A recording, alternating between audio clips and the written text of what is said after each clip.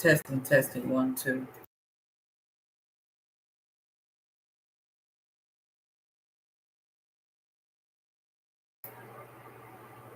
Hi and welcome. If you're a business owner, a solopreneur, overwhelmed, or juggling a lot in your business, and you're wondering why you never get caught up, you're in the right place. We're going to talk about business systems, why they're important, why they're necessary for growth, and how you can identify and create your own business systems and start a little bit from scratch today. First, let's talk about why businesses fail to scale. And before I step over to that, one thing I've noticed is that a lot of people hear the word scale and they're like, oh, I don't want. It implies that you're going to be doing a lot of different things. And it's not always the case. I feel like scaling, especially for solopreneurs, is really about leveraging all of your capabilities, leveraging your time, leveraging your resources. And as long as you're doing that, you're going to be able to grow as big as you want. So why do so many small businesses, in particular solopreneurs like us, hit a brick wall? Well, they're busy all the time, but yet they're drowning in all this work that they have. Why? It's because of lack of business systems. Pretty much just not having systems or maybe poorly implemented systems is pretty much the cause. And what are some things we can do about that? But let me back up a little bit before we talk about that. I'm just going to explain what are business systems. Simply documented, repeatable processes. Everything you do in your business that's repeatable, think about all the tasks that are repeatable in your business. Things that are done over and over and over again. The problem is a lot of times we go back and forth. Every time we do that task, it's a different way. Yeah, that's what I mean by repeatable document. But you document the process and you have one process in place and you follow that process. And anyone that steps into your business could actually do that task for you because you've got this process in place. And those lack of systems is the number one reason we're overwhelmed and we're constantly hustling in our business and maybe not getting the results that we truly want for ourselves. So we're going to talk a little bit about that. So why are these systems so crucial for us? For one thing, efficiency and predictability. We want to save as much time. A lot of us start out with our businesses, we have full-time jobs. We are building these businesses on the side, like a side gig. We eventually want it to replace our job, or maybe it's always going to be a side gig. Well, we want to be as efficient as possible. When we have accurate, good business systems, that eliminates the guesswork. You don't have to guess, well, how do we do invoicing? How am I supposed to do the email marketing? What's the process we do for sales? I'm not quite sure. Or you just do something every time that's different. You eliminate some of that and you remove a lot of the mistakes. A lot of the businesses I work with, the mistakes that we get over and over again are because they do the process differently every time. They don't have any go-to SOP to follow. One of the earlier times I realized that having systems was really going to hold me back was early in the early days of my business. I was just getting a few clients a month. I had one or two and I was fine. I was like, okay, this is simple. I can manage this. Then I attended this conference, met all these leads, followed up with them. They were good prospects. Then I woke up one day and bam, I went from 2 to 9. I was excited. But at the same time, I was like, oh my gosh, I'm going to take care of these people. I need to be able to give them 150%. But I don't have anything. I don't know what's going on. So I was a lot of late nights, working through weekends for like a month and a half till I could, one, take care of everybody, put some system together. I think the first 2 clients off that docket, I used to make some systems with. I had to figure something out because I was like, I can't recreate the wheel for each one of these clients. That's not going to work. And that's when I knew I had to make some changes. Because consistency, another thing, consistency and quality.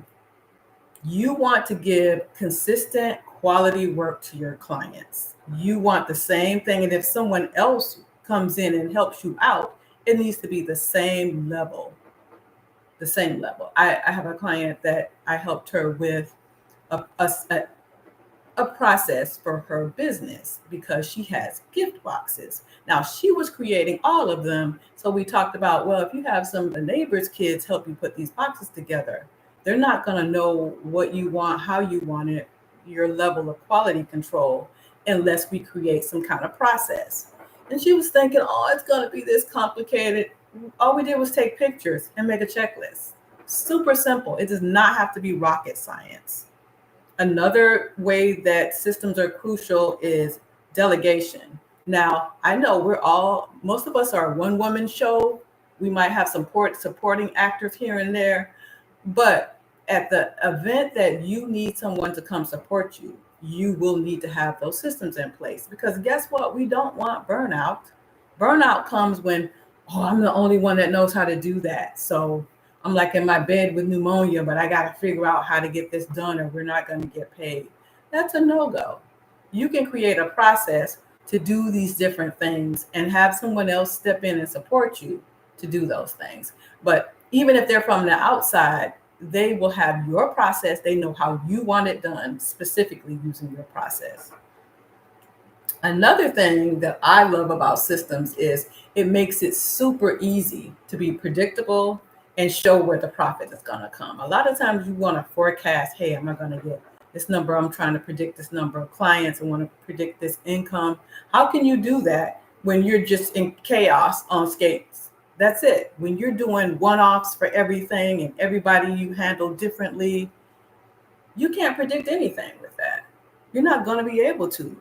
When those processes are systematic, you're going to be able to forecast not only what you're going to get in clients, but your resources, what things you need, the people that are going to support you. You'll be able to do those things. Now, let's talk about some of the bottlenecks, which are inconsistency. We know that if we're doing real random activities, like we've got 5 clients and they all have the same thing we're buying, they're buying from us, but we handle them each different.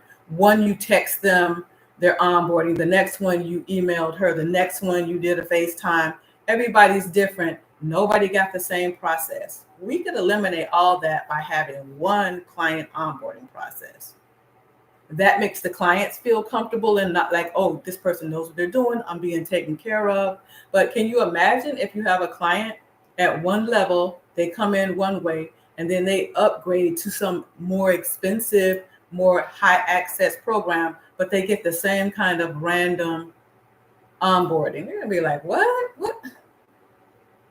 They're not, it's more likely for them to be unhappy. So we don't want that. And again, we go back to, if we are the only ones available and we're indispensable, which sounds good, but it's not.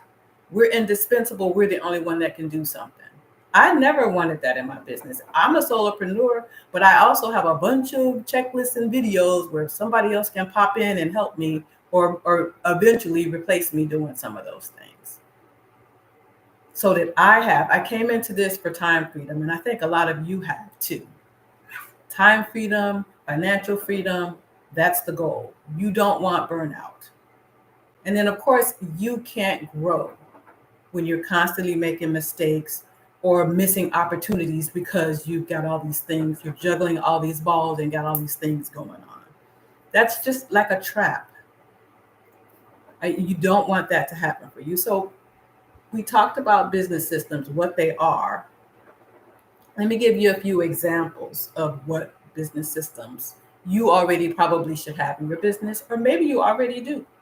Operational systems, how you onboard your client, how you deliver what product or service you have for them. That's a process or a couple of different processes. Marketing and sales systems, how you distribute content, how you bring people in to you, sales pipeline, all of that. Those are all both and different ways to process your business, and the process is within the business.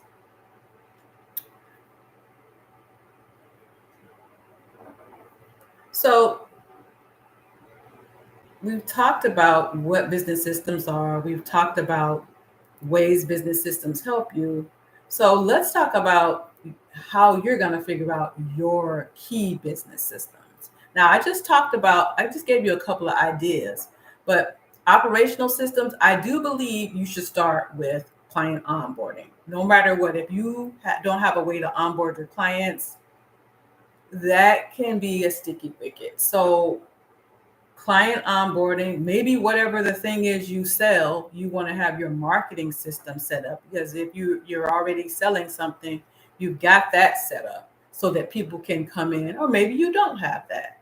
But if we start from the beginning, your marketing system, maybe you've got a lead magnet, maybe you've got an email marketing tool to nurture them.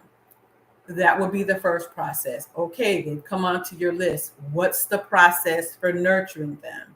That's another process. You have an offer, you invite them to the offer, client onboarding. From there, you start to onboard the clients.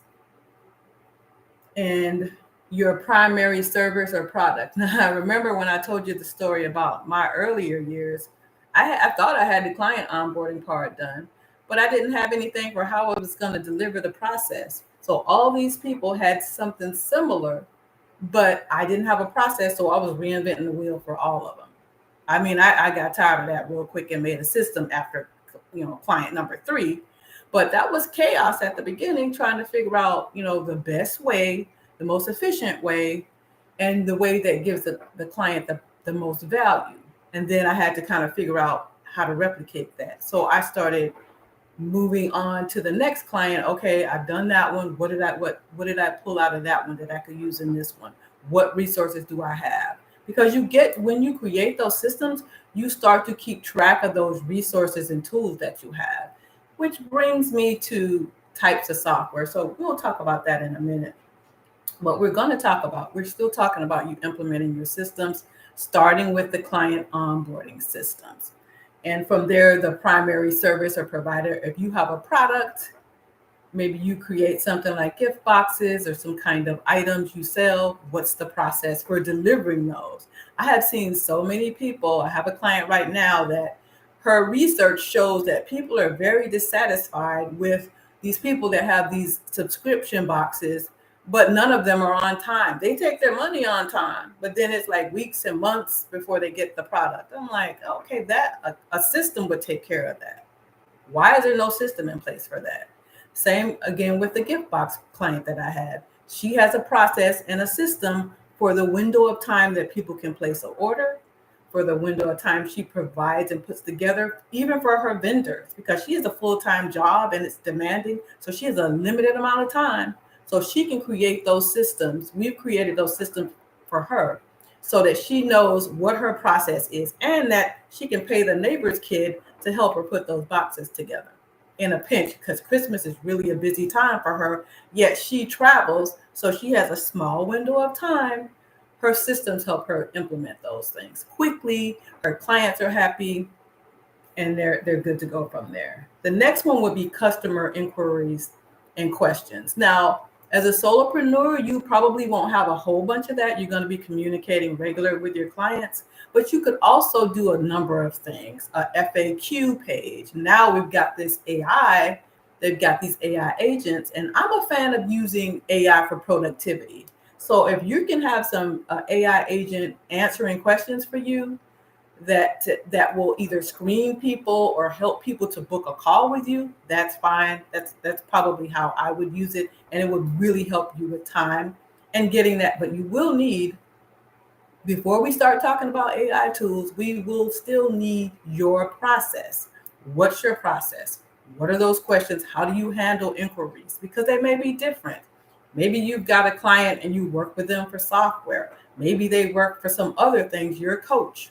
You may handle questions differently. You need a process for that. So building and implementing those systems can be super simple. Start small. I just mentioned client onboarding sections and primary service, but you can start with the very first thing that you do, that you have a list. You can ask yourself maybe a couple of questions. What are the tasks you find yourself doing all the time, every day, every week? Where do things consistently break down? Like for me, things would consistently break down around at the beginning around the email marketing and the content. I would get started and then get something from a client, and then and then I drop all the marketing process. If I had a process back then, my process would be in place and I wouldn't have to worry about it. So the first step in creating these systems, if you don't have any, don't be alarmed. Start small, like I said, but document everything that you do. Just document it. And it doesn't have to be like a thesis paper. It can be a Loom, which is like the Loom little screen sharing tool. I use ClickUp, I use Clipchamp. All the tools that I have already, I use them for screen sharing. They have a lot of free tools, but if you check the tools you already have, most of them have some capability to screen share, and that's really all you're doing. If you're super pressed, just get on some video recording tool and share a screen and record it and make a snippet and send to yourself. Now they're getting all fancy, and another way you can use AI. Create a transcript from a video. You make a video about whatever you're doing. It pulls a transcript. One of my favorite tools, Fathom, will make you a transcript. It will make you an action item list, all of that. And that can turn into your SOPs or your processes. And you're documented. You've documented your activity. But you want to start documenting everything. It can be a notebook. It can be Google Docs. It can be whatever you use, because whatever you use will work. If you're not using it, you don't want any complicated tools to document your processes. Something simple. If you're a pen and paper gal, pen and paper. If you love your phone and you have your note app, use that. But document everything. Now let's talk a little bit about some tools for automation, because if you know me, that's my sweet spot, automation. So there's so many ways you can create automation, or use automation rather, in your business to make so many things move faster, to help you with your processes, all of it. Lots of tools. Now I'm going to name a few that are pretty much common tools, but if you can get a simple version of these tools, it will change your business. Customer relationship manager, AKA CRM. Most people know that you have the CRM to be the tracker of leads and clients. It's kind of your sales pipeline, because most of the CRMs pretty much have the same things inside of them. They have the place from where the person comes into your funnel to what status they have. Like if you're a coach and you have coaching calls, or maybe you host events, or you network, all the different statuses can be updated for those people inside of that. And that can be automation. If somebody books a call with you and you have those things connected in your customer relationship manager, they will move people along through that funnel. That system is made for that. Another favorite is project management software. I love project management software. It has always kept me organized. Even back in my military days, I was able to stay focused and organized with pen and paper and with project management tools. Pick a simple one. You don't need anything complicated, especially if you don't use them that often. I find a lot of people have tools that they use at their jobs. Just get your version of it and keep using it. If you already know how to use it, don't go starting to find something new just because. I was kind of being a rebel when I started my business. I wanted nothing to do with the tools that I used at my job or whatever, but I knew those tools like the back of my hand. So I was like, this makes no sense to learn new tools. Just get my own version of these same tools. And it made things so much easier for me. So you use the tools that you know how to use and start simple. I love Trello. It's a simple tool. I used Trello for a long time after I stopped using a spreadsheet with to-do lists. That's what I started with, Excel, because I love Excel spreadsheets. But that got tedious. So then I moved to Trello. It was a lot simpler, and I could add a little bit of automation here and there. But CRMs, HubSpot is a free go-to, sort of simple, depends on, defining simple, but you could just use a spreadsheet. If you need to keep it really simple, just start a spreadsheet, and we can figure out how to automate that as well. There's possibilities there. But the project management tool is where you're going to put all your tasks. And from there, you can see what is repeatable. You can even make your processes, document your processes inside your project management tool if you want to.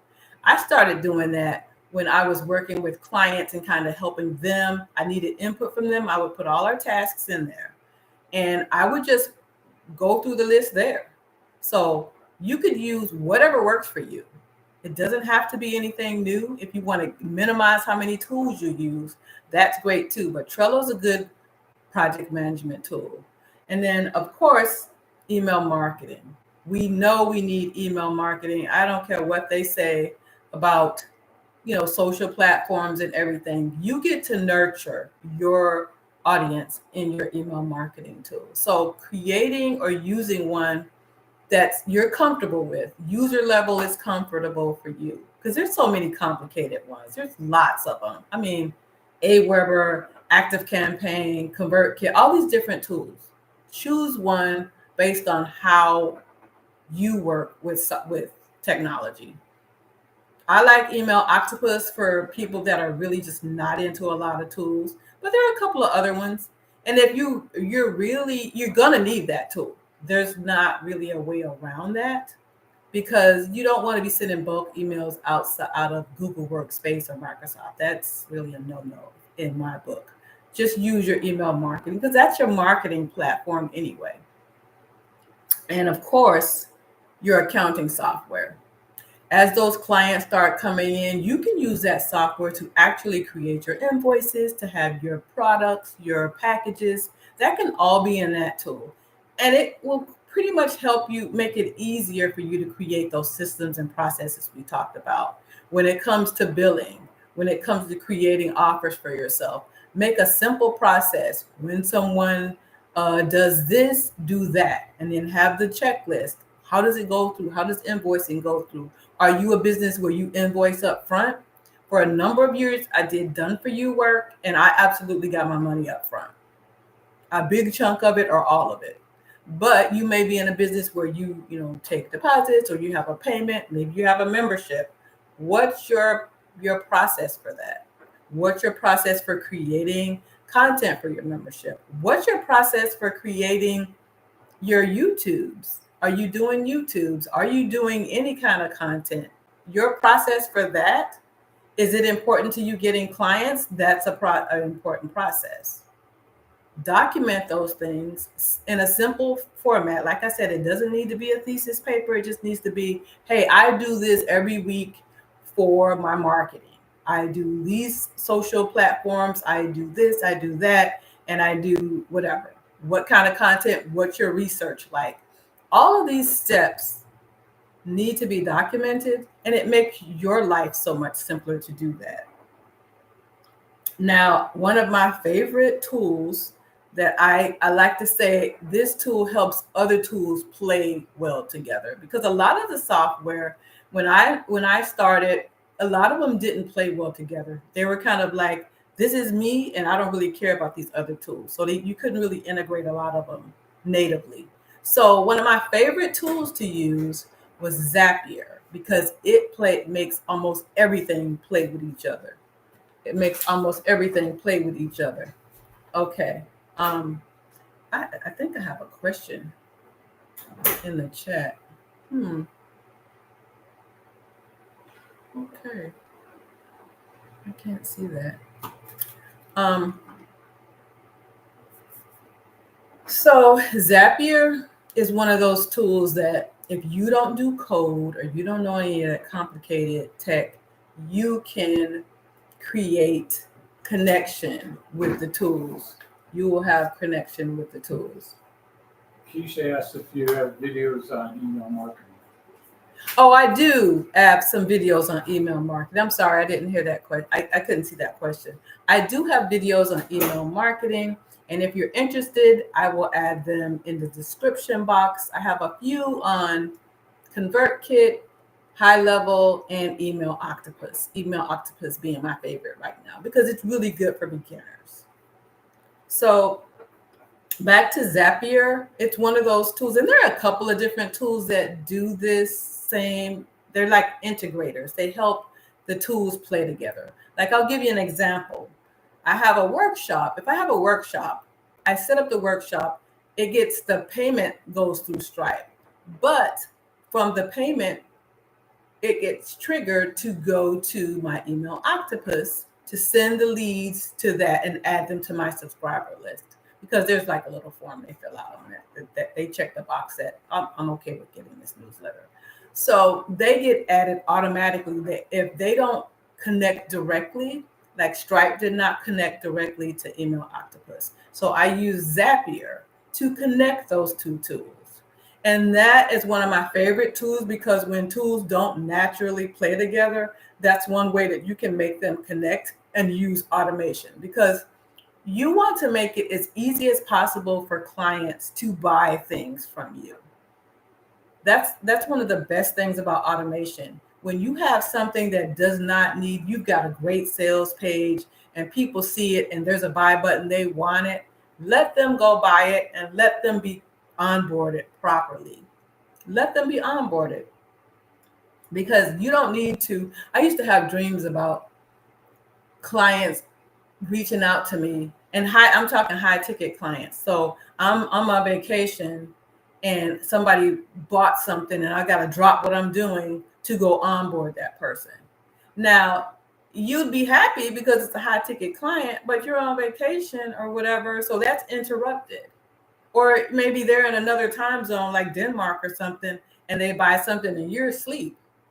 So why go through that when you can actually just set up some automations and benefit from having these people so happy, ready to buy, but you properly onboard them the way they should be onboarding. They have a great experience.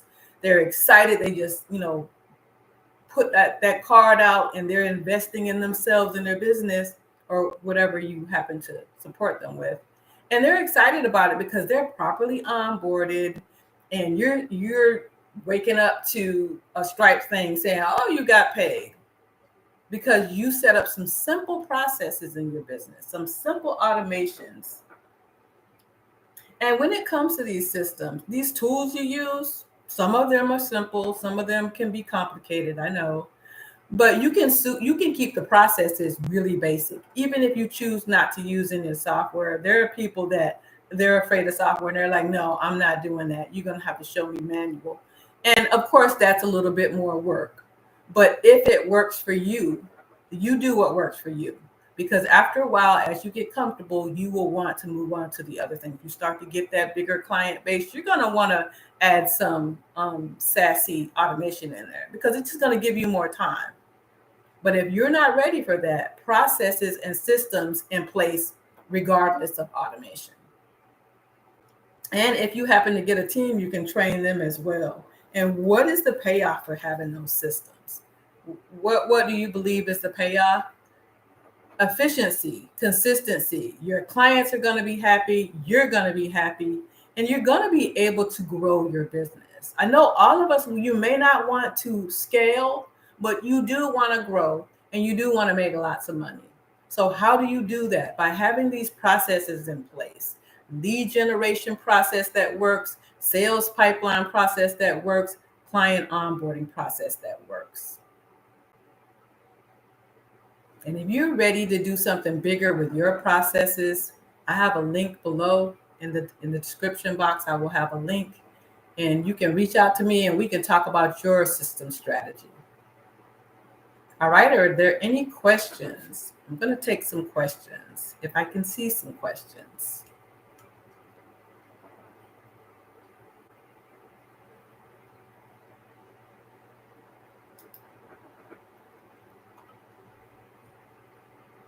And I think that is it for me. Thank you.